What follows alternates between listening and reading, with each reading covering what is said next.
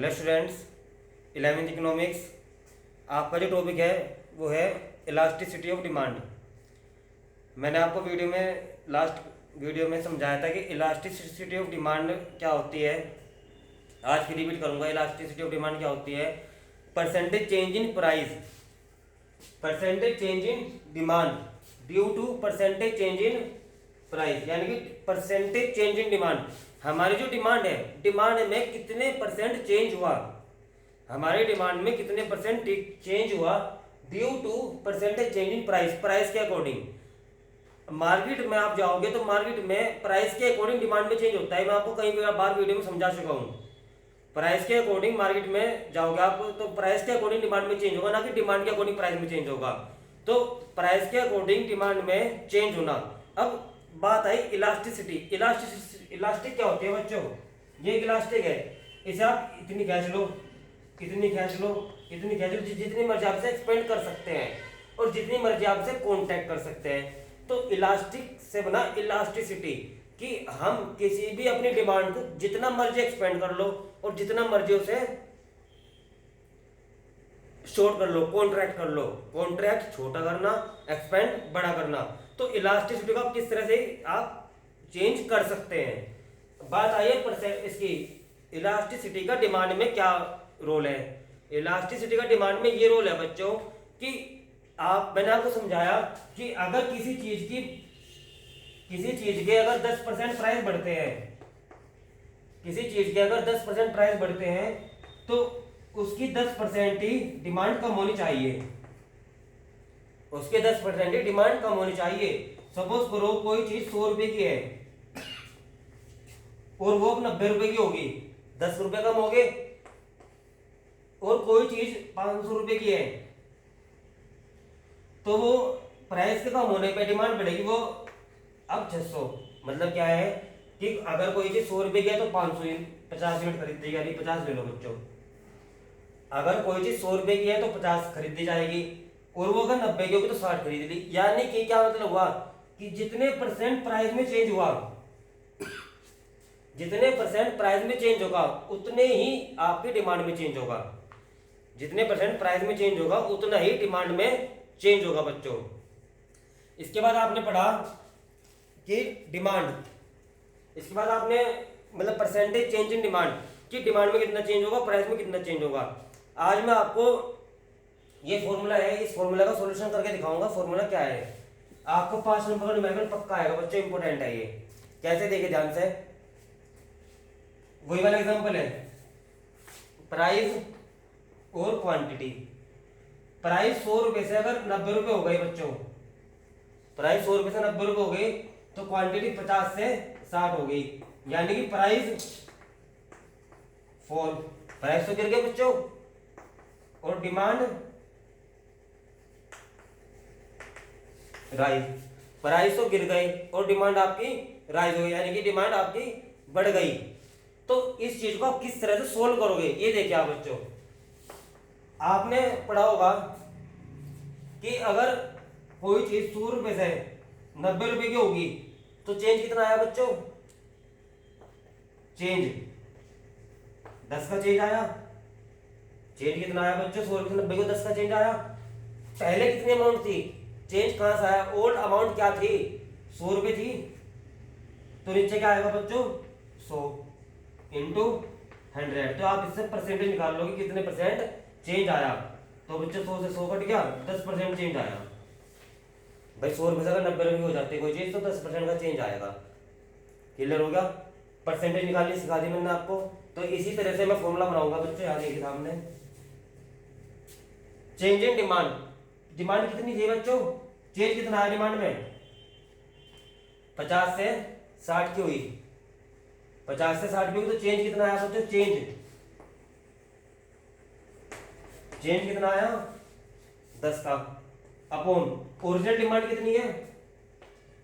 50 multiply 100। Clear? इसके बाद price पा जाओ।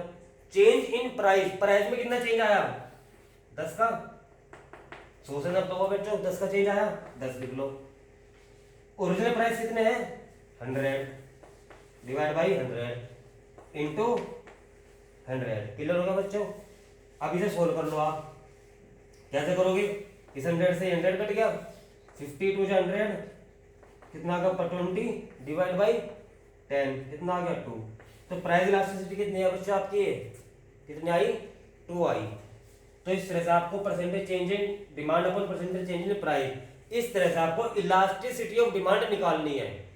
इस तरह से आपको इलास्टिसिटी ऑफ डिमांड निकालनी है। ये बच्चों 5 तरह के होते हैं इलास्टिसिटी ऑफ डिमांड। ईडी जो है बच्चों 5 तरह से होता है। कैसे? ध्यान सुनना बच्चों यहाँ पे। एक तो होगा ईडी आपका इन्फिनिटी, एक होगा बच्चों ईडी आपका इक्वल टू 0, एक ईडी होगा बच्चों आपका इक्वल टू 1, एक ईडी होगा बच्चों आपका लेस देन 1, एक ईडी होगा बच्चों आपका ग्रेटर देन 1।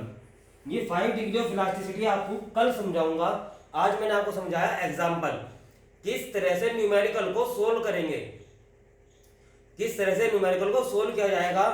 और ये 5 डिग्री के अकॉर्डिंग हम देख बताएंगे। ये जो इलास्टिसिटी है, ये ईडी आपको 2 आया बच्चों, तो कौन सी कैटेगरी का है? ये ईडी 2, ये ईडी ग्रेटर देन 1 है। ये ईडी जो है ग्रेटर देन 1 की कैटेगरी में है।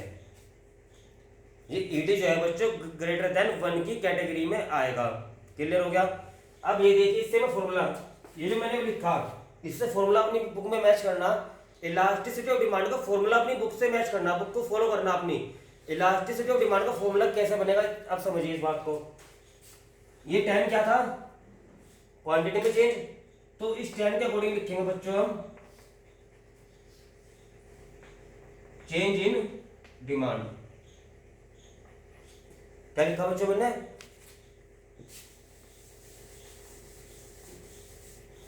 यहां देखिए, इस 10 के अकॉर्डिंग लिखा मैंने आप यहां पे चेंज इन डिमांड। किधर होगा बच्चों? Upon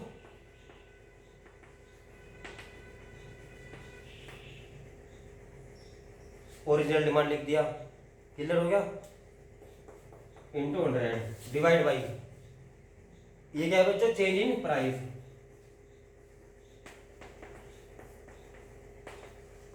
change in price divide by original price.